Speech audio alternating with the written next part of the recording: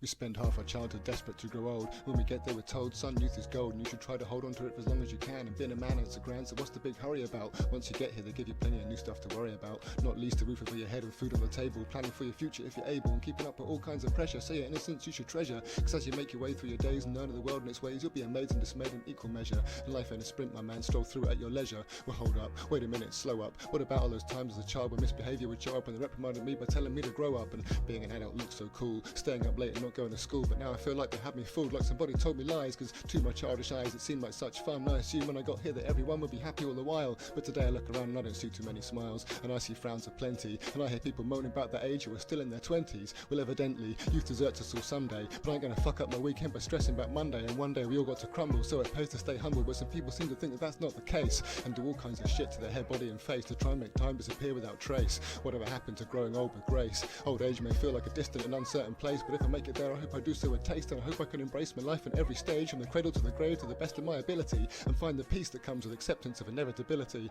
Cause surely much of life's beauty is in its fragility, and my body and mind will decline over time and lose their agility, but my soul every day gets freer. I'm determined not to waste it, and surely the fact we have to leave makes the time we have here all the more sacred. And to these material things it's hard not to get acquainted, but don't forget we enter and exit the world entirely naked. Well, I've only been here for precious few years, but something that I've found is we're so busy looking back and forth we don't stop to look around. And this point was made to me in a manner most profound in the centre of town just the other week. See, I was crossing the street and I had to pause halfway for a busy intersection. Now choosing my next move should require careful selection, but I was deep in some beats and deep in reflection, so I stepped out without first making a proper inspection, and my feet had to beat a hasty retreat back in the opposite direction. But I paid it no mind, cause I was fine, and near misses happen all the time, and what does it matter as long as everyone was okay?